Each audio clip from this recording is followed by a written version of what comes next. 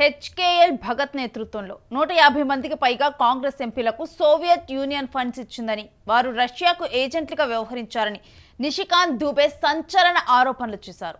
కాంగ్రెస్ ఎంపీలకు Soviet union నిధులు ఇచ్చిందని, వారు రష్యాకు ఏజెంట్లుగా పనిచేశారని బీజేపీ ఎంపీ నిషికాంత్ దుబే సంచలన ఆరోపణ చేశారు.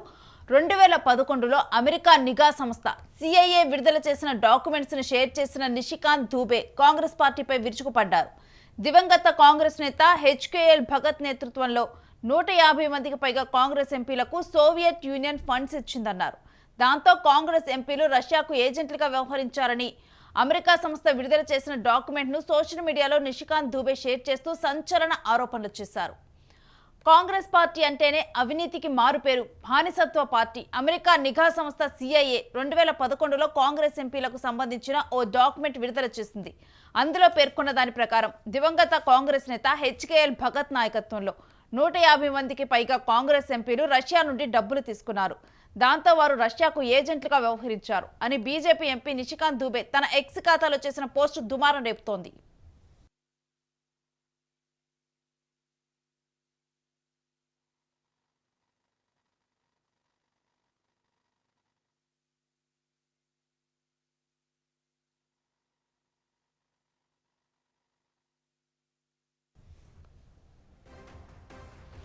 జర్నలిస్టుల బృందం సైతం వారి ఏజెంట్లని బీజేపీ ఎంపీ నిషికాంత్ దుబే అన్నారు. తాను షేర్ చేసిన డాక్యుమెంట్లో రష్యా ప్రచురించిన 16,000 వార్తా కథనాల జాబితా ఉందని తెలిపారు. కాంగ్రెస్ హయాంలో రష్యా నిఘా సంస్థ నుంచి 1,100 మంది భారత్లోనే ఉన్నారు. వారు బ్యూరోక్రాట్లు, వ్యాపార సంస్థలు, కమ్యూనిస్టు పార్టీలు, రాజకీయ నేతలను తమ కంట్రోల్లో ఉంచుకున్నారని ఆయన ఆరోపించారు.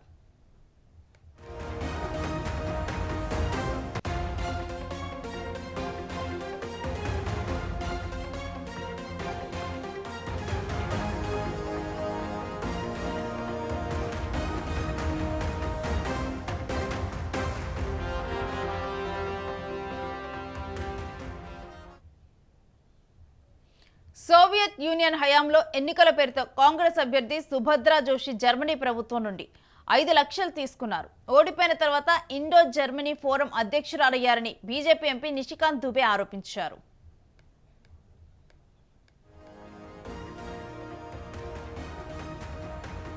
ఇక రష్యా ప్రచురించిన 16,000 వార్తా కథనాల్లో జర్నలిస్టులు వారి ఏజెంట్లుగా ఉన్నారని ప్రస్తావన ఉంది. ఆ సమయంలో రష్యా నిఘా సంస్థలకు చెందిన 1,100 మంది మన దేశంలో ఉన్నారు.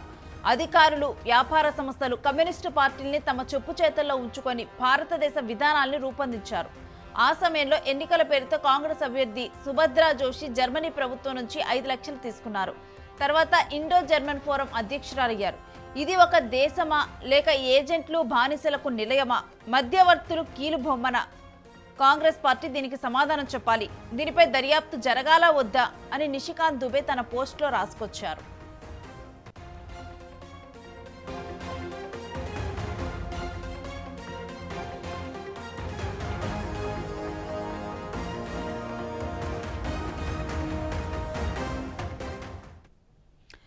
ఎంపీ నిషికాంత్ దుబే వ్యాఖ్యలు ఇప్పుడు సంచలనంగా మారాయి. ఆయన తన ఎక్స్ ఖాతాలో చేసిన పోస్ట్ అయితే ఇప్పుడు భారత్ వ్యాప్తంగా కూడా సంచలనంగా మారింది.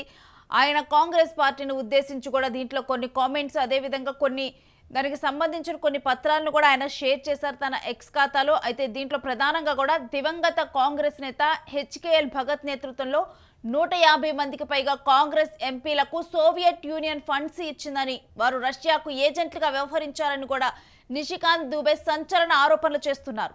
కాంగ్రెస్ ఎంపీలకు సోవియట్ యూనియన్ నిధులు ఇచ్చిందని, వారు రష్యాకు ఏజెంట్లుగా పనిచేశారని బీజేపీ ఎంపీ నిషికాంత్ దుబే సంచలన ఆరోపణలు ఇప్పుడు వైరల్ అవుతున్నాయి. 2011లో అమెరికా నిఘా సంస్థ సిఐఏ విడుదల చేసిన డాక్యుమెంట్ను ఆయన షేర్ చేశారు. షేర్ చేస్తూ కూడా నిషికాంత్ దుబే దీంట్లో కాంగ్రెస్ పార్టీ మీద విరుచుకుపడ్డారు. దివంగత కాంగ్రెస్ నేత హెచ్కేఎల్ భగత్ నేతృత్వంలో 150కి పైగా కూడా కాంగ్రెస్ ఎంపీలకు సోవియట్ యూనియన్ ఫండ్స్ ఇచ్చిందని కూడా దీంట్లో ఆరోపించారు. దాంతో కాంగ్రెస్ ఎంపీలు రష్యాకు ఏజెంట్లుగా వ్యవహరించారని అమెరికా సంస్థ విడుదల చేసిన డాక్యుమెంట్ను ఇప్పుడు సోషల్ మీడియాలో నిషికాంత్ దుబే షేర్ చేస్తూ సంచలన ఆరోపణలు చేస్తున్నారు. అయితే కాంగ్రెస్ పార్టీ అంటేనే అవినీతికి మారుపేరు, బానిసత్వ పార్టీ. అమెరికా నిఘా సంస్థ సిఐఏ 2011లో కాంగ్రెస్ ఎంపీలకు సంబంధించిన ఒక డాక్యుమెంట్ను విడుదల చేసింది. అందులో పేర్కొన్న దాని ప్రకారం దివంగత కాంగ్రెస్ నేత హెచ్కేఎల్ భగత్ నాయకత్వంలో 150 మందికి పైగా కాంగ్రెస్ ఎంపీలు రష్యా నుంచి డబ్బులు తీసుకున్నారు. దాంతో వారు రష్యాకు ఏజెంట్గా వ్యవహరించారు అని బీజేపీ ఎంపీ నిషికాంత్ దుబే తన ఎక్స్ ఖాతాలో చేసినారు పోస్టు. ఇప్పుడు ఆ పోస్టు కూడా దుమారం రేపుతోంది.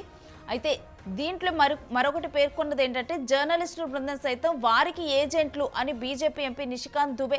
అయితే కాంగ్రెస్ ఎంపీలు సోవియట్ యూనియన్కి ఏజెంట్లు అయితే రష్యా సోవియట్ యూనియన్కి, జర్నలిస్టులు వీళ్ళు ఏజెంట్లుగా ఉన్నారని చెప్పి కూడా నిషికాంత్ దుబే ఆరోపణలు చేశారు. అయితే తాను షేర్ చేసిన డాక్యుమెంట్లో రష్యా ప్రచురించిన 16,000 వార్తా కథనాల జాబితా ఉందని కూడా తెలిపారు. అయితే కాంగ్రెస్ హయాంలో రష్యా నిఘా సంస్థ నుంచి 1,100 మంది భారత్లోనే ఉన్నారు.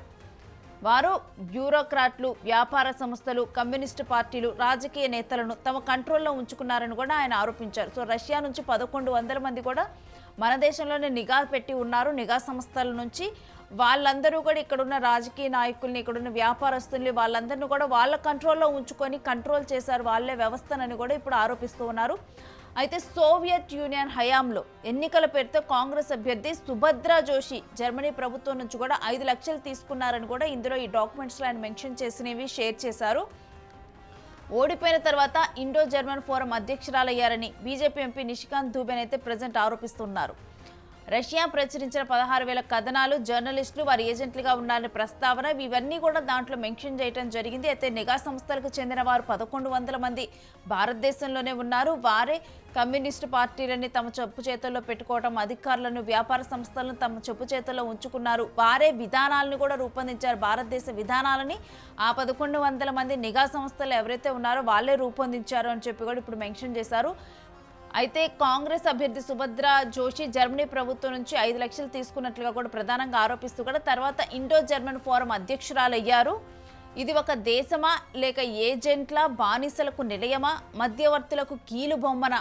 కాంగ్రెస్ పార్టీ దీనికి సమాధానం చెప్పాలంటూ కూడా ఆయన క్వశ్చన్ వేశారు. దీనిపై దర్యాప్తు అనేది జరగాల వద్దా అని కూడా నిషికాంత్ దుబే ఇప్పుడు తన పోస్ట్లో రాసుకొచ్చారు.